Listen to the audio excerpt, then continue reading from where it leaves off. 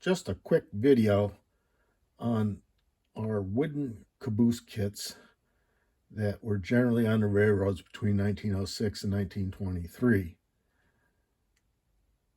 The Atlantic Coastline caboose kit. Just wanted to talk about a few quick things. First off, you'll note that it's just slightly longer than the CB&Q caboose that we typically have available on our website. The Atlantic Coastline cabooses were made in the Atlantic Coastline shops, as were some of the other roads such as Seaboard or Southern.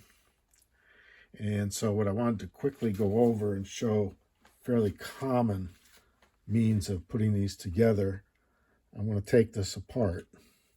And probably the most important first step is to build out the frame and make sure it's square. And the way I generally do that is I have a piece of angle iron here, 90 degree. It's chamfered here so it doesn't pick up any glue. And I will typically take one of my end pieces here or here, put it on a piece of glass, use an alligator clip to hold it down, and then set the floor flat on the glass. Put a little CA on the bottom and set it on there so that I get a perfect 90 degree on both ends.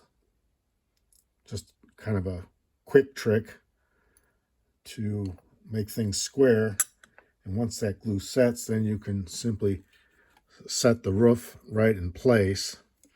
And then I use these stringers here on both sides of the caboose to give it strength as well as to mount the car sides.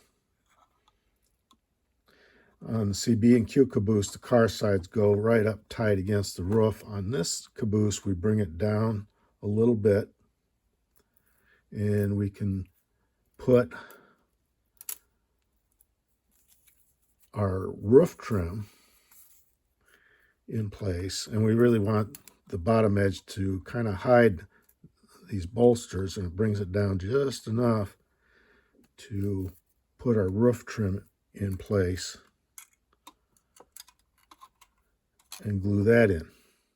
And typically you're going to use decals to letter it for your road.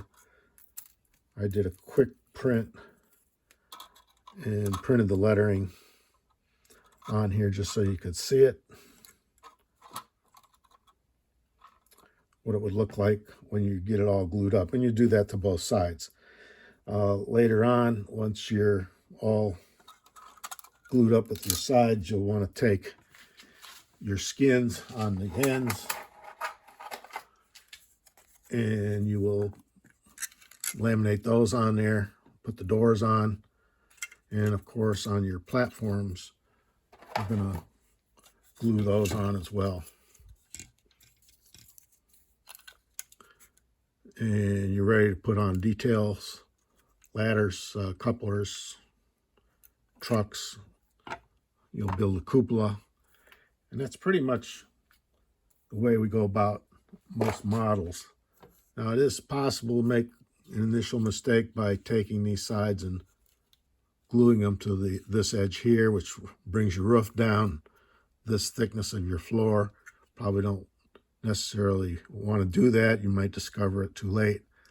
But what I generally recommend is to kind of try to lay these up in advance before you start doing the gluing and seeing how things fall into place.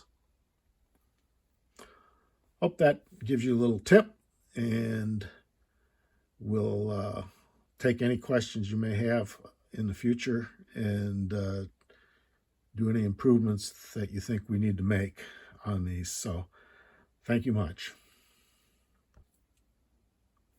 One thing I forgot to mention was on these particular car sides for this caboose, for my own convenience, I developed the slots above each of the windows for slipping in the acetate windows. So when you go to build this, before you glue up the side to the frame, the best thing you might do is do your painting on your sides before you put the acetate windows in. And I can demonstrate where the slots are by sticking this piece of thin metal in the slot.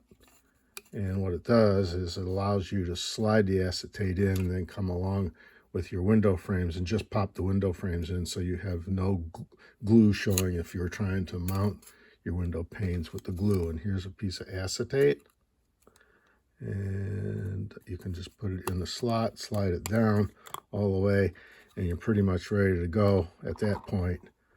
But you would want to do your painting before you put your acetate in, and that would make life easier as far as assembling this particular kit.